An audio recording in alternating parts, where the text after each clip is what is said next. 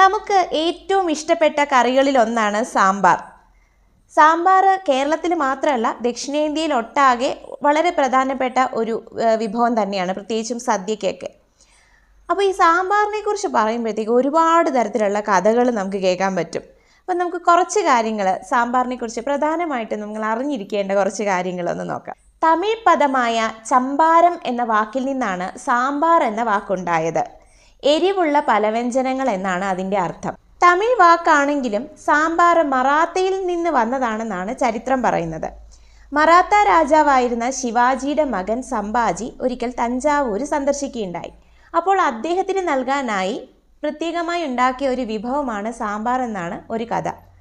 എന്നാൽ സംഭാജി തന്നെ അദ്ദേഹത്തിൻ്റെ പാചകശാലയിൽ പാചകക്കാരനില്ലാതിരുന്ന ഒരു ദിവസം പരിപ്പ് കറി ഉണ്ടാക്കാൻ വേണ്ടിയിട്ട് കയറുകയും അദ്ദേഹം ആ പരിപ്പിൻ്റെ കൂടെ തന്നെ അതിന് കുറച്ച് പുളി ഉണ്ടാകാൻ വേണ്ടിയിട്ട് കുറച്ച് തക്കാളിയും കുറച്ച് പച്ചക്കറികളും എല്ലാം കൂടി ചേർത്ത് ഒരു പുതിയ വിഭവം ഉണ്ടാക്കുകയും ആ കറിയുടെ ടേസ്റ്റ് എല്ലാവർക്കും ഇഷ്ടപ്പെടുകയും അത് പിന്നീട് ആ ഒരു രാജ്യത്ത് പ്രശസ്തമാവുകയും ചെയ്തു എന്ന് മറ്റൊരു ചരിത്രം കൂടിയുണ്ട്.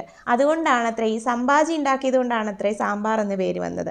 അങ്ങനെ പലതരത്തിലുള്ള കഥകൾ സാമ്പാറിനെ കുറിച്ച് നമുക്ക് കേൾക്കാൻ സാധിക്കും. കഥ എന്ന് തന്നെയായാലും ദക്ഷിണേന്ത്യ ആകെ സാമ്പാർ വളരെ പ്രശസ്തം തന്നെയാണ്. സദ്യക്കൊക്കെ വളരെ പ്രധാനപ്പെട്ട ഒരു വിഭവവുമാണ്. നമ്മുടെ കേരളത്തിൽ തന്നെ ഓരോ നാട്ടിലും ഓരോ തരത്തിലുള്ള രുചിയാണ് സാമ്പാറിന്. ചില ആളുകൾ ഇപ്പോൾ വടക്കൻ ജില്ലകളിലേക്കൊക്കെ പോയി കഴിഞ്ഞിട്ടുണ്ടെങ്കിൽ വറുത്തരച്ച സാമ്പാർ, തേങ്ങ വറുത്തരച്ചാണ് സാമ്പാർ ഉണ്ടാക്കുക. പക്ഷേ തെക്കൻ ജില്ലകളിലേക്ക് വറുത്തരയ്ക്കാറില്ല. അതേപോലെ പുളിക്ക് വാളൻപുളി ചേർക്കുന്നവരുണ്ട്, തക്കാളി മാത്രം യൂസ് ചെയ്യുന്നവരുണ്ട്. പാവയ്ക്ക ചേർത്തിട്ട് കോഴിക്കോട്, തൃശ്ശൂർ ഭാഗങ്ങളിലൊക്കെ പാവയ്ക്ക ചേർത്തിട്ട് സാമ്പാർ ഉണ്ടാക്കാറുണ്ട്. എന്നാൽ തെക്കൻ കേരളത്തിലേക്ക് വരുമ്പോൾ പാവയ്ക്ക ഇടാറില്ല.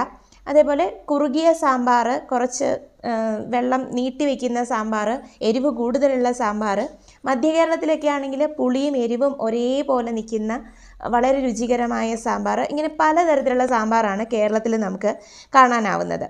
എന്നാൽ തമിഴ്നാട്ടിലേക്ക് എത്തുമ്പോൾ തമിഴ്നാട്ടിലെ സാമ്പാറിന് എവിടെ ചെന്നാലും ഒരേ ടേസ്റ്റാണ്. അവർക്ക് ഇഡ്ഡലി വട സാമ്പാറാണ് അവരുടെ ഒരു കോമ്പിനേഷൻ എന്ന് പറയുന്നത്. ആന്ധ്രാപ്രദേശിലേക്ക് ചെന്നാലാവട്ടെ അവിടെ സാമ്പാറിനകത്ത് പരിപ്പിടാറില്ല.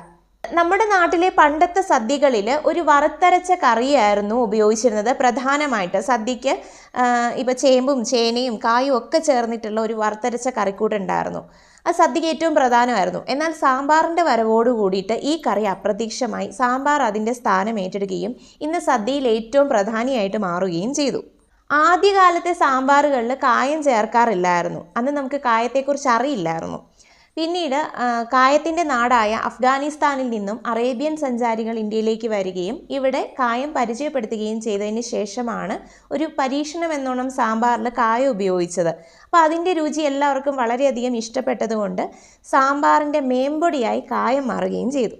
മലയാളികൾക്ക് ഏറ്റവും പ്രിയപ്പെട്ട വിഭവം തന്നെയാണ് സാമ്പാർ. അപ്പോൾ നിങ്ങളുടെ നാട്ടിലൊക്കെ എങ്ങനെയാണ് സാമ്പാർ ഉണ്ടാക്കുന്നതെന്നൊന്ന് കമൻറ്റ് ചെയ്യണേ. അതുപോലെ സാമ്പാറിന് നമ്മളിവിടെ ഉപയോഗിക്കുന്നത് വറുത്ത് പൊടിച്ച സാമ്പാർ പൊടി, വീട്ടിൽ തന്നെ വറുത്ത് പൊടിച്ച സാമ്പാർ പൊടിയാണ്, പുറമേ നിന്ന് വാങ്ങിക്കാറില്ല. നമ്മുടെ ഒരു ബിസിനസ്സിൻ്റെ ഭാഗവും കൂടിയാണ് സാമ്പാർ പൊടി.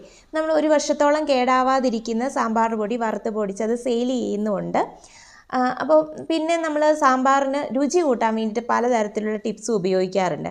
അപ്പം കടുക് വറുക്കുന്ന കൂട്ടത്തിൽ അതിൻ്റെ കൂടെ ഒരു വെളുത്തുള്ളി ചതച്ചതും ഒരല്പം നെയ്യും ഒക്കെ ഒഴിക്കുമ്പോഴത്തേക്ക് സാമ്പാറിന് കുറേ കൂടി ടേസ്റ്റ് കൂടാറുണ്ട്. അപ്പം നിങ്ങളിങ്ങനെ പലതരത്തിലുള്ള ടിപ്സ് ഉപയോഗിക്കാറുണ്ടാവുമല്ലോ. അപ്പോൾ അതൊക്കെ ഒന്ന് കമൻറ്റ് ചെയ്യണേ. അപ്പോൾ എല്ലാവർക്കും ഇഷ്ടപ്പെടുന്ന സാമ്പാറിൻ്റെ ഈ കഥ ഇഷ്ടമായി എന്ന് വിചാരിക്കുന്നു. അപ്പോൾ നമ്മുടെ പേജ് ഫോളോ ചെയ്യാനായിട്ട് മറക്കരുത്. ഇനിയും വളരെയധികം വിശേഷപ്പെട്ട വിഭവങ്ങളും രസകരമായ കഥകളുമായി വീണ്ടും കാണാം.